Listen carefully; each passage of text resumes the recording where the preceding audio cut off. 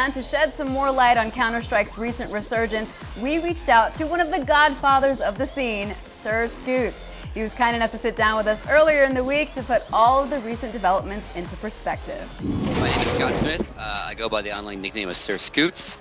Counter-Strike kind of fell out of favor in the last couple years, dominated by much bigger games, audience share-wise. New version CSGO drops, much more excitement for the game. You know, we've had several versions of the game, but all of them have separated communities and not unified communities for a variety of reasons. So Counter-Strike Go is the first time, for lack of a better word, that Valve really cared about the game. If they've tucked Dota under this arm, they've tucked Counter-Strike Go under this one. Fast forward to DreamHack. And so I reached out to say, hey, can I help with production? You know, and they went, we'd love to have you, but you're not doing production. And I was like, well, what do you mean by that? And they said, we'd love you to come and kind of co-anchor our desk and provide kind of historical, US-based, old school passion kind of representation on our stream. And so this is the niche we'd like you to fit. And I said, sign me up, you know, when do I fly out? The event itself was full of all sorts of storylines, depending on which way you want to come from it. The clash of NIP versus Fnatic in the grand finals was amazing. It was unexpected. First up, everyone thought it would be NIP versus VeryGames. VeryGames has had their number, NIP's number for the last couple tournaments, and we all thought that was going to be a rematch in the grand finals. The cool thing about the grand finals is you have NIP and Fnatic that are both old school Counter-Strike brands of different eras, but both in their own right dominated the scene. But standing behind the players were two Counter-Strike legends.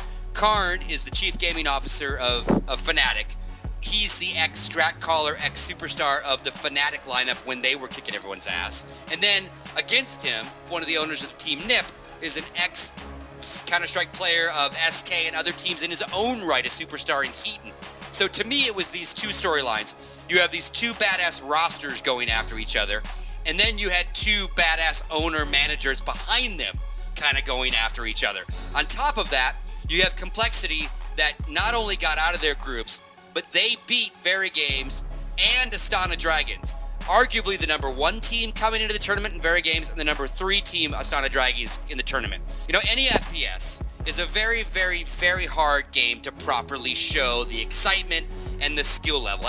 Whether it's Call of Duty or Counter-Strike, very hard to show how hard that shot was, how intense that rotation was, or how in-depth the strats are. Valve never used to care.